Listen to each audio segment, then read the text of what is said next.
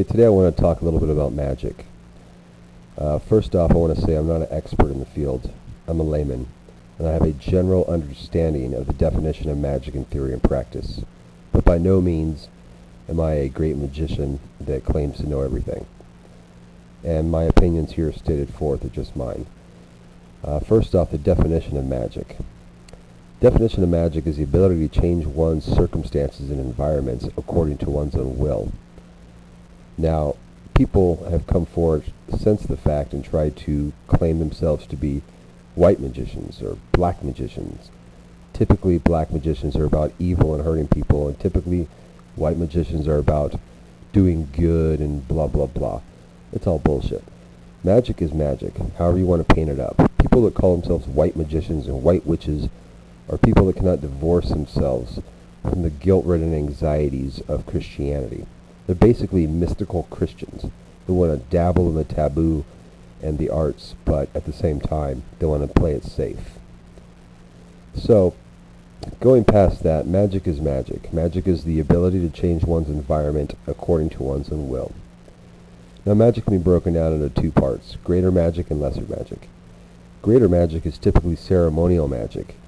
It's what most people would think of when they think of magic. It's a magician going into a ritual room, using symbolic tools to get himself into the mood, to be able to release his emotions, to help achieve his desires. And the trappings of the ritual room with the robes and the candles and, the sword and whatnot are not necessary. They don't have any magical powers in themselves, but what they do is they help the magician get into a state of mind where he can block out the external frustrations of daily life and specifically focus on his desire. So the tools that we use in ritual are not necessarily necessary, but they are tools to help the magician get into that state of mind, that state of being, where he can successfully project his emotions outward into the wind.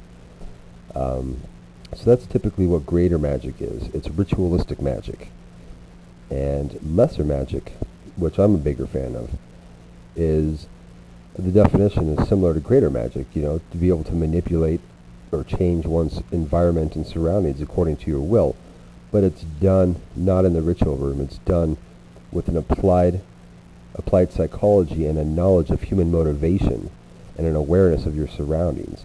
It basically has to do with manipulation and seduction in order to get your desired results. It's applied psychology the magician uses to spin things his way and his normal surroundings. So that's the definition of lesser magic. And there's a great book on lesser magic called The Satanic Witch by Anton LaVey. All women should read that. Anybody should read that. It's not just for women. But that's a very good start for the implications of lesser magic.